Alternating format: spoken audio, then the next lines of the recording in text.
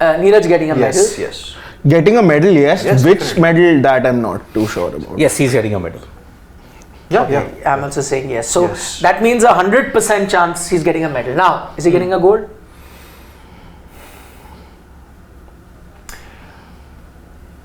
No. Okay. No. Yes. Okay. I am also tempted to go with yes. And I know it's a big ask because, Yes. see, again, in any prediction, I often tell people that, whenever there's a prediction and there's one upmanship over prediction, you say, I told you that this team will not win. I often tell people, don't tell me this, you said this team will not win. Because picking a team that will not win is the easiest job in the world, because most tournament will have 20 teams.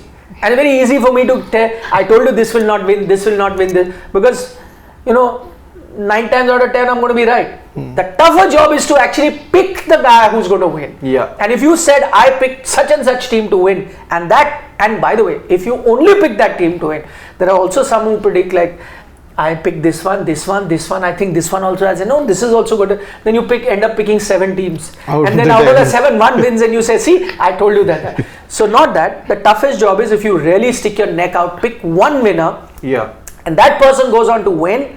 I think that is a good prediction, and that is kudos to the person who does it. So right now, what Siddharth and Shashwat have done at the moment is they have said he's not going to win gold, which is slightly easier to do than for someone. Than for someone to pick who's going to win. Yeah, But I feel that it's difficult for me to say that. No. It's tough. That is a personal thing, right? It's easier. But I'm saying there are more chances. Let's put. If you were to just look at it with data, there are more percentage chance, because there'll be 5-6 other contenders. More percentage chance. If I was to ask how much percentage would you give Neeraj to win, right? So his win percentage is going to be much lesser than him not winning the gold, because the 6 contenders, that percentage will be divided. So just to put it hypothetically, let's say we give 30%, right? If I say 30% chance, you'll say 30 though is very less. But I say, for me, he's still the favorite. He's favorite because if I've given him 30, there could be somebody else I've given 25, somebody else I've given 20, somebody else I've given 18. Like that, 100 is done. So while 30 seems low, but still the highest amongst the contenders. So for you to pick the top one is tough. But anyway, 2 of us have gone with yes, 2 say no. Let's get down to business. These are the other competitors. These are the distance that you see at the bottom are their season's best. Yes. That is 2024 where they've thrown. Now tell me, let's go one by one. Why does, let's say Gulati and Shashwat feel he may miss out, and why is it that Siddharth and me think he will, or is the favorite to win gold? Who wants to go first? I just feel that Let the youngster. I just feel that Neeraj, because he hasn't touched the 90-meter mark till now, I think that psychologically is also going to go against him a little.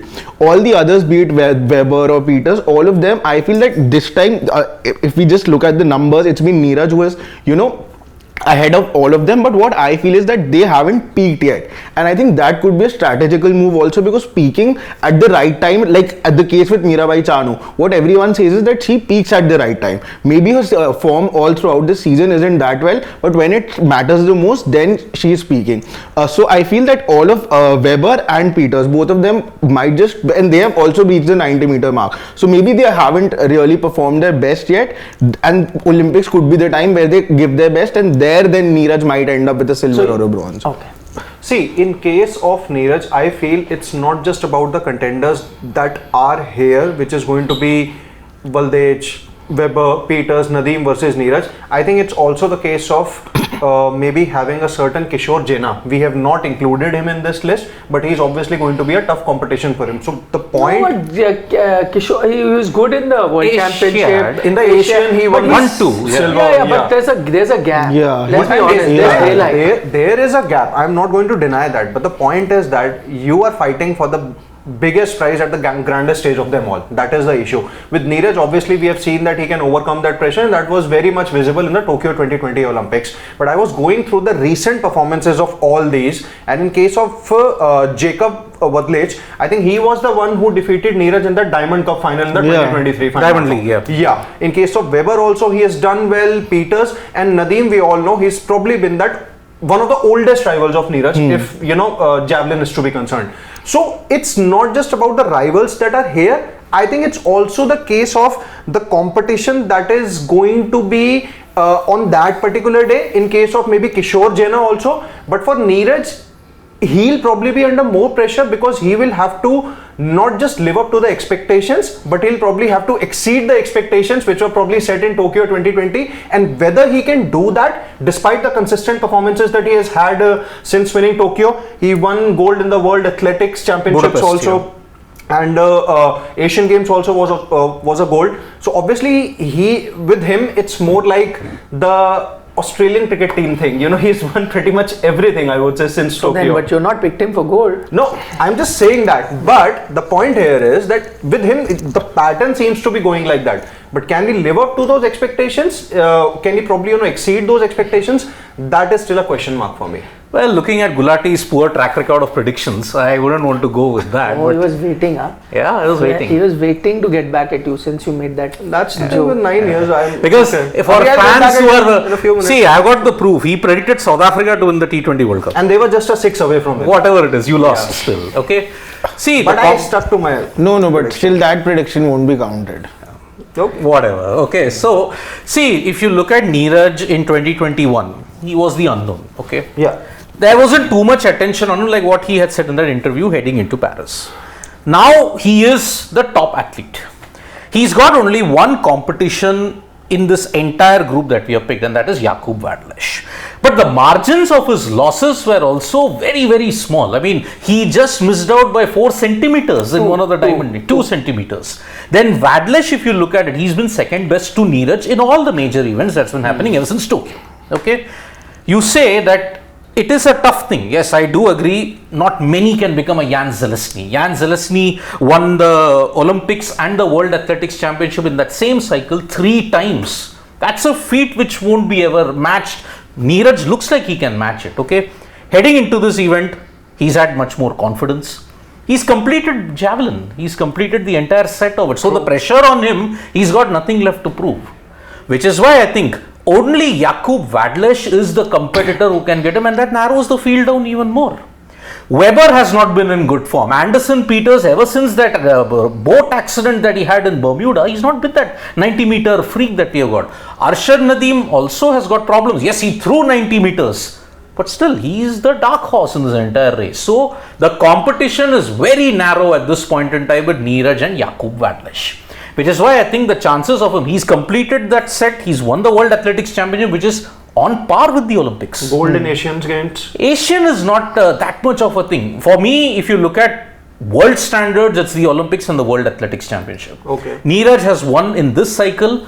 He can and will have the potential to do it because it's now a question of fine margins. That's why I think he's going to win the gold. Okay. Okay, why I've gone, it's pretty much on the same lines as Siddharth, because I think right now it's a 2-horse race for the gold medal. It's Vadlej and Neeraj looking at their recent run in form. The only guy who's beaten him overall, by the way, head to head, and I'm only looking at head to head from Tokyo onwards. Neeraj has the wood over all these competitors. So, he has a score of 7-2, 9-0, 10, like that against all of them. So, more often than not, he wins. And the number one reason I think he is my favorite for gold, that's not to say that he's the only competitor. But as I said, in terms of percentage, if I was to give him 40, I may give Vadlej about 35 and, Weber 30 and so on and so forth. Because on the day, anybody can pull it. But he is my clear favorite only because of consistency. Yeah. Well, one thing that you see with Vadlej is sometimes he'll give you a good performance, sometimes he's not. I think Anderson Peters, I think he's done. There was a time where he peaked, he'd won everything, now he's on the downslide. Nadeem, I think lack of competition recently, has not been playing, also been plagued by injury, also down. Weber, I don't think is in that league of Neeraj and Vadlej. Neeraj and Vadlej have to have a bad day for Weber to win. But the only 2 competitors are Neeraj and Vadlej, and I'm not looking at personal best because remember, personal best sometimes comes in isolation. So somebody can get a very good personal best if he is throwing in a very different environment, and the other person doesn't get because he didn't compete in that environment. He was competing in a tougher environment, so his distance is less in that sense, and you think, oh, he's only thrown this, the other guy threw, but very different situation, right? So I'm not looking at personal bets, just on form and potential. It's a 2-horse race for gold, Neeraj versus Vadlich. I'm giving Neeraj that slight edge on 2 counts. One, he's got a better head-to-head. Secondly, big match temperament, overall has a better head-to-head against Vadlich. So that's why I've given him gold, but very close. I wouldn't be surprised if Vadlich also wins gold. Yeah. I'd be surprised if anyone other than Neeraj or Vadlich wins gold. Then I think it'll be a truly upset. But right now, that's the one. Because in the recent past, it has only been Vadlich who has given that tough competition to Neeraj. Case in point being the Diamond Cup final only. The Diamond League event that happened in Doha. Yeah, but the difference there is 2 centimeters. So. And one 2 of Neeraj's throw wasn't even registered. But a win is a That win. happens. A win is a win. But that's why I've counted him. That's why even I also felt that it's going to be a stiff competition between both, and I'm picking Neeraj second here for the silver medal. Yeah. Okay. Let's get. But that's exactly what I wanted to know from you at the start, which you were telling